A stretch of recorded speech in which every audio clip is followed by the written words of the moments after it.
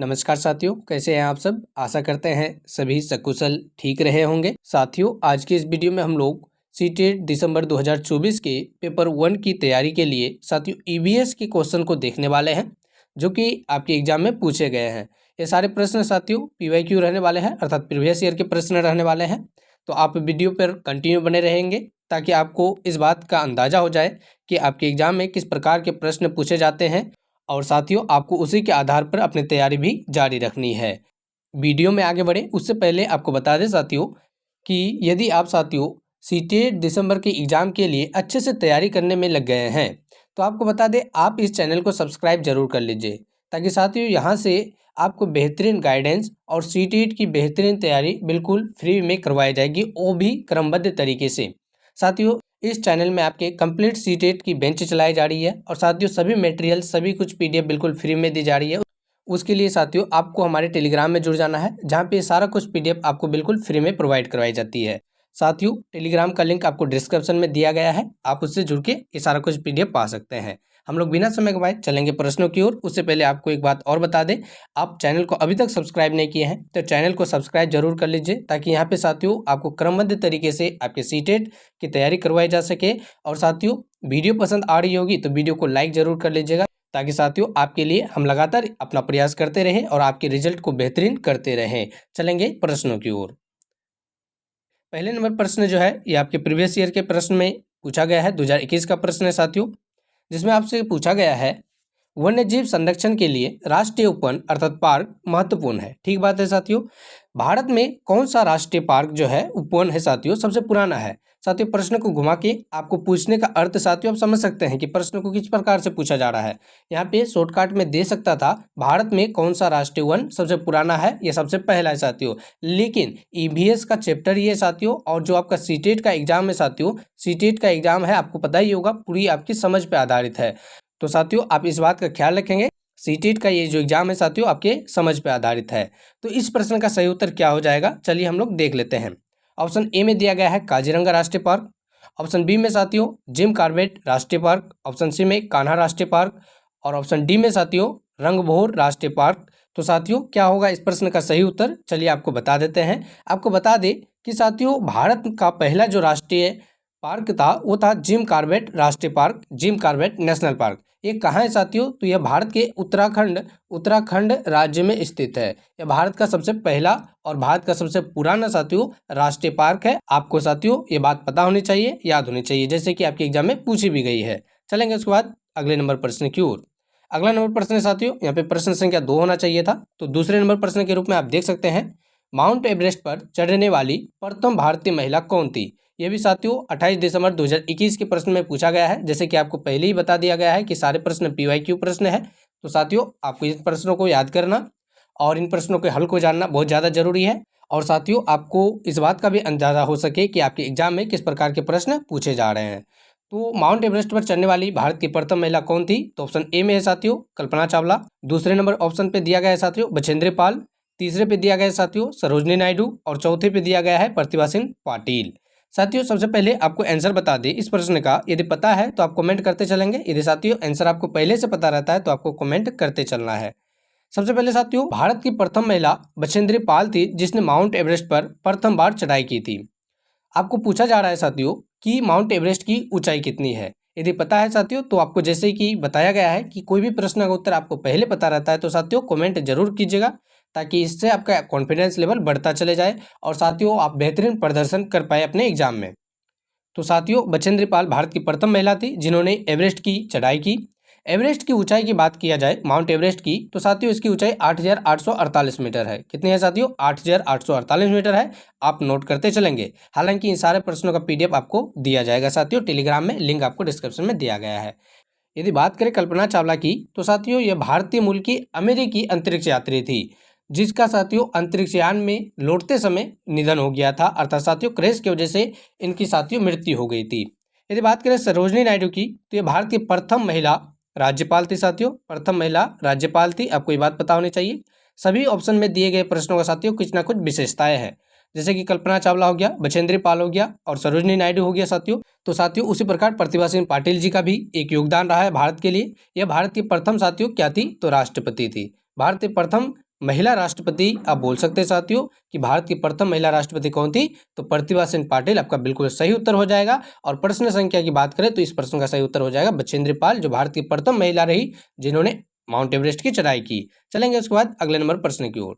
साथियों, आपको प्रश्नों को डिस्कशन के साथ पढ़ाया जा रहा है, क्योंकि आपके एग्जाम में अर्थात सीटेट के एग्जाम में साथियों आपसे प्रश्न साथियों आपके समझ के आधार पर ही पूछे जाते हैं। जिन प्रश्नों को हम आपको दे रहे हैं, हालांकि वैसे प्रश्न आने के बहुत कम चांसेस है, पर इन पर आधारित प्रश्न साथियों आपको काफ़ी देखने को मिलेंगे। तो आप कंटिन्यू वीडियो पर रह के आप प्रश्नों का लेवल समझते जाइए, ताकि आपको अंदाजा अच्छे खासा हो सके और आप साथियों उसी के अनुसार इस चैनल के माध्यम से अपनी तैयारी को बेहतरीन कर सके। इस चैनल में साथियों प्रीवियस ईयर के सभी प्रश्न आपको डिस्कशन के साथ बताए जाएंगे साथियों, क्रमबद्ध तरीके से बताए जाएगी। आपको अच्छे से साथियों बिना घबराए और बिना कुछ फिक्र किए साथियों इस चैनल के माध्यम से जुड़े रहना है। चैनल को अभी तक सब्सक्राइब नहीं किया तो सब्सक्राइब कर दीजिए, और साथियों पीडीएफ के लिए आप टेलीग्राम से अवश्य जुड़ जाइए। तो प्रश्न संख्या 3 को देख लेते हैं।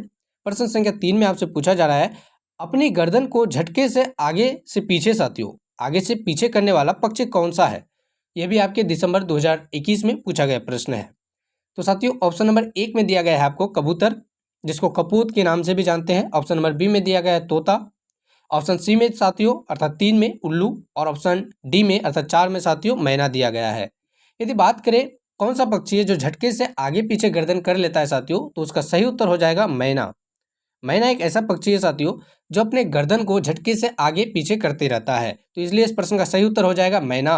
और साथियों इसी से रिलेटेड एक प्रश्न और आपसे पूछा गया है प्रश्न संख्या 4 के रूप में, तो आप इसे भी देख लीजिए। दोनों ही प्रश्न साथियों आपके एग्जाम में एक ही साथ पूछे गए हैं, तो प्रश्न इसी लेवल के पूछे जाते हैं। आपको साथियों इसी के अनुसार अपनी तैयारी को जारी रखना है। ये सारा कुछ प्रश्न इंपॉर्टेंट है, आपको ये बात भी ध्यान रखनी है। तो प्रश्न संख्या 4 में आपसे पूछा गया साथियों, अपनी गर्दन को पीछे तक घुमा सकने वाला, अर्थात साथियों इस पक्षी के बारे में कहा जा सकता है कि ये 360 डिग्री तक साथियों 360 डिग्री तक अपने गर्दन को घुमा सकता है। तो पीछे तक घुमा सकने वाला पक्षी कौन सा है, उसी प्रकार आपको ऑप्शन में दिया गया है कबूतर, तोता, उल्लू, मैना। तो साथियों यदि इस प्रश्न के उत्तर की बात करें तो इस प्रश्न का उत्तर हो जाएगा उल्लू। उल्लू साथियों इस प्रश्न का बिल्कुल सही उत्तर हो जाएगा, जो अपने गर्दन को 360 डिग्री तक आसानी से घुमा सकता है। इसलिए साथियों उल्लू इस प्रश्न का बिल्कुल सही उत्तर हो जाएगा, जो अपनी गर्दन को पीछे तक घुमा सकता है। चलेंगे उसके बाद अगले नंबर प्रश्न की ओर। तो साथियों आज का आपका 5वां नंबर प्रश्न है, जिसमें कि आपसे पूछा गया है लुई ब्रेल लिपि, अर्थात साथियों ब्रेल लिपि का उपयोग दृष्टिहीन व्यक्तियों द्वारा किया जाता है। ठीक बात है साथियों, इसके आविष्कारक की यदि बात करें तो लुई ब्रेल थे साथियों। कौन थे? लुई ब्रेल थे, जिसका उपयोग साथियों दृष्टिहीन व्यक्तियों द्वारा किया जाता है। इस प्रकार की लिपि मोटे कागज पर उभरे बिंदु होते हैं साथियों। उभरे होने के कारण साथियों दृष्टिहीन व्यक्ति इन्हें अच्छे से छूकर या पढ़ सकते हैं साथियों। यह लिपि जो होती है आधारित होती है, तो साथियों कितने बिंदुओं पर आधारित होती है आपको बताना है। तो साथियों इसके बारे में कुछ बेसिक जानकारी आपको दे दे, ताकि साथियों आपके सीटेट के एग्जाम में जो कि आपके समझ पे आधारित होते हैं, कैसे भी पूछे जाए प्रश्न आपसे ना छूटे। सबसे पहले साथियों आपको बता दें लुई ब्रेल लिपि, अर्थात साथियों लुई ब्रेल लिपि के आविष्कारक लुई ब्रेल थे, जो कि कहाँ के थे साथियों? फ्रांस के थे। फ्रांस के व्यक्ति थे, जिनके साथियों बचपन में ही अपने पिताजी के औजार के साथ खेलते समय आंखों की रोशनी चली गई थी। तो इन्होंने पढ़ने के काफ़ी प्रयास किए, और अपने प्रयासों के दम पर साथियों इन्होंने एक लिपि खोजी, जिसके माध्यम से दृष्टिहीन व्यक्ति भी पढ़ सकता था। यह लिपि साथियों 6 बिंदुओं पर आधारित थी, जो कुछ इस प्रकार से थी साथियों। इन बिंदुओं के प्रयोग के माध्यम से साथियों उन्होंने पढ़ने की एक लिपि खोजी साथियों, जिन्हें साथियों वर्तमान समय में हम लोग लुई ब्रेल लिपि के नाम से जानता है। इनको साथियों कागज पर उभरे और पतले साथियों बिंदुओं के रूप में दर्शाया जाता था, जिन्हें साथियों वे छू के आसानी से, जो दृष्टिहीन व्यक्ति होते थे साथियों, उन्हें छूकर आसानी से पढ़ सकते थे। ये 6 बिंदुओं पर आधारित होते थे। इस प्रकार जो आपके प्रश्न में पूछे गए हैं 6 बिंदु बिल्कुल सही उत्तर हो जाएगा। आपके एग्जाम में यह प्रश्न कई बार पूछे गए हैं। चलेंगे उसके बाद अगले नंबर प्रश्न की ओर। साथियों अगले नंबर प्रश्न को देखें उससे पहले आपने चैनल को सब्सक्राइब कर वीडियो को लाइक नहीं किया है, तो चैनल को सब्सक्राइब कर वीडियो को लाइक जरूर कर लीजिए, ताकि साथियों यहाँ से आपके एग्जाम की बेहतरीन तैयारी हो सके। आप कंटिन्यू चैनल पे टिके रहिए साथियों। इस चैनल के माध्यम से साथियों आपके सभी विषयों की बेहतरीन तैयारी करवाई जाएगी, और साथियों आप अपने एग्जाम में बेहतरीन प्रदर्शन भी कर पाएंगे। प्रश्न संख्या 6 में आपसे क्या पूछा गया है? हमारे देश में ऐसा राज्य है, कैसा राज्य है साथियों, जहां ग्रामीण क्षेत्रों अर्थात गांव में साथियों भारी वर्षा होने के कारण घर जो है साथियों धरती से 3 से 3.5 मीटर अर्थात 10 से साथियों 12 फीट ऊंचाई पर बने होते हैं। इन घरों को साथियों बांस के खंभों का उपयोग करके बनाया जाता है। यह घर जो होता है भारत के किस राज्य में पाया जाता है, यह आपसे पूछा गया है। तो साथियों काफी महत्वपूर्ण प्रश्न है, आपके एग्जाम में प्रश्न को घुमा फिरा कर कई बार पूछे गए हैं। आपके सीटेट एग्जाम में प्रीवियस ईयर में कई बार पूछा गया प्रश्न है साथियों। तो इस प्रश्न का सही उत्तर क्या हो जाएगा? कहाँ के लोग साथियों पानी से बचने के लिए अपने घर को 10 से 12 फीट तक ऊंचाई पर बांस के माध्यम से बनाते हैं साथियों, बांस के खंभों के माध्यम से बनाते हैं। तो इस प्रश्न का सही उत्तर हो जाएगा असम। क्या हो जाएगा साथियों? ऑप्शन नंबर 4 में जो आपका दिया गया है असम, इस प्रश्न का सही उत्तर हो जाएगा। क्योंकि साथियों असम के लोग ही यह तकनीक अपनाते हैं। वे लोग साथियों अपने घर को जमीन से 10 या 12 फीट ऊंचाई पर बनाते हैं ताकि उनके घरों में पानी ना घुस पाए। तो असम इस प्रश्न का बिल्कुल सही उत्तर हो जाएगा, आपको इसे भी याद रखना है। चलेंगे उसके बाद अगले नंबर प्रश्न की ओर। प्रश्न संख्या 7 में साथियों आपसे पूछा गया है Jim Corbett national park, Jim Corbett national park किस राज्य में है? तो साथियों इस प्रश्न का डिस्कशन हम लोगों ने प्रश्न संख्या 1 में ही कर चुके हैं साथियों।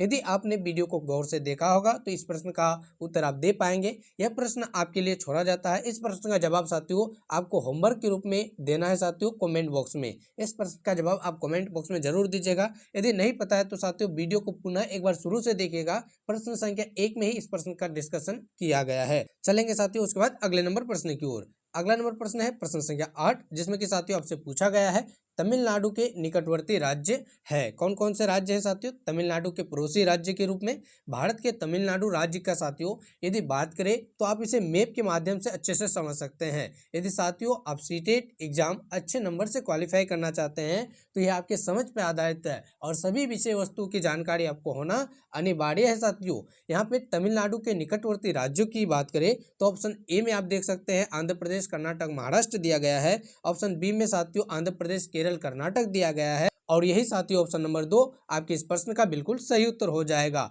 आंध्र प्रदेश, केरल और कर्नाटक साथियों तमिलनाडु राज्य के निकटवर्ती राज्य या आप कह सकते हैं पड़ोसी राज्य के रूप में जाने जाते हैं। तो इस प्रकार से यह आपका बिल्कुल सही उत्तर हो जाएगा। आशा करते हैं आपको समझ में आया होगा। फिर भी साथियों आपको सलाह दी जाती है एक बार आप मैप को देखकर सभी राज्यों के पड़ोसी राज्य, निकटवर्ती राज्य और सीमाओं किन किन राज्यों से मिलती है साथियों भारत की चौहद्दी, इन सब को जरूर एक बार देख लीजिए ताकि साथियों आपके एग्जाम में प्रश्न को कहीं से भी पूछा जा सकता है। चलते हैं अगले नंबर प्रश्न की ओर। 9वां नंबर प्रश्न में साथियों आपसे पूछा गया है बिहार के लोगों के लिए साथियों मधुमक्खी पालन आरंभ करने की सर्वश्रेष्ठ अवधि साथियों टाइम पीरियड आपसे पूछी गई है साथियों क्या है? तो साथियों सबसे पहले आपको इस बात की जानकारी होनी चाहिए कि मधुमक्खी पालन के अध्ययन को किस नाम से जाना जाता है। साथियों मधुमक्खी पालन जो करता है उसके अध्ययन को किस नाम से जाना जाता है यह भी आपके एग्जाम में पूछा गया प्रश्न है। तो आपको बता दें साथियों मधुमक्खी के पालन के अध्ययन को साथियों एपी कल्चर के नाम से जाना जाता है। किसके नाम से जाना जाता है साथियों? एपी कल्चर के नाम से आपका जाना जाता है। आपको ये बात याद होनी चाहिए, आपके एग्जाम में पूछा गया है साथियों और पूछे जाने की बहुत अधिक संभावना है। यदि बात करें कि बिहार के लोगों के लिए मधुमक्खी पालन का सर्वाधिक साथियों सर्वश्रेष्ठ अवधि की बात करें तो यह आपका सही उत्तर हो जाएगा अक्टूबर से दिसंबर का समय साथियों मधुमक्खी पालन के लिए बेस्ट समय माना जाता है, टाइम पीरियड माना जाता है। तो इस प्रकार से ऑप्शन नंबर 4 साथियों आपका बिल्कुल सही उत्तर हो जाएगा। चलेंगे उसके बाद अगले नंबर प्रश्न की ओर। प्रश्न संख्या 10 में आपसे पूछा गया साथियों नीचे दिए गए जीवों पर विचार कीजिए। क्या विचार कीजिए साथियों? आपको दिया गया है घड़ियाल, कौवा, बतख, मछली और उसके बाद साथियों कछुआ। उसे चुनिए जो अन्य से भिन्न है। आपको पूछा गया है इनमें से भिन्न कौन सा है साथियों, आपको उसे छांटना है। तो साथियों सबसे पहले देख लीजिए कि घड़ियाल आपका जल में रहने वाला जीव है, बतख भी उसी प्रकार जल में रह सकता है साथियों, ठीक मछली भी साथियों जल ही उनका जीवन है और इस प्रकार साथियों कछुआ भी आपका जल में निवास करता है। यदि बात करें कौवा की तो साथियों यह स्थलधारी जीव है, यह अपना घोंसला में रहता है,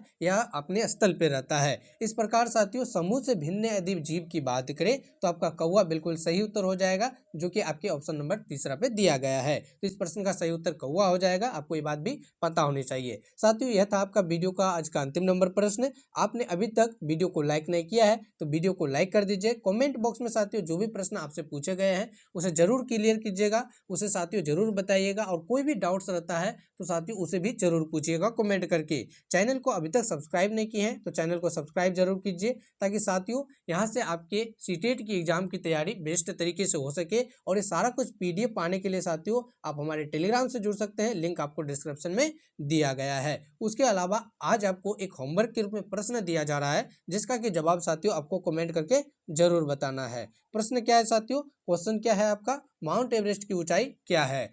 तो साथियों इस प्रश्न का जवाब आपको कमेंट करके जरूर देना है। हम लोग मिलेंगे किसी अगले वीडियो में, तब तक के लिए आपका बहुत बहुत धन्यवाद। वीडियो को अपने दोस्तों तक भी जरूर शेयर कीजिए जो भी आपके सीटेट की एग्जाम की तैयारी में लगे हुए हैं। अभी तक लाइक नहीं किए तो लाइक कर दीजिए और साथियों सब्सक्राइब जरूर कीजिए। मिलते हैं अगले वीडियो में, तब तक के लिए आपका बहुत बहुत धन्यवाद।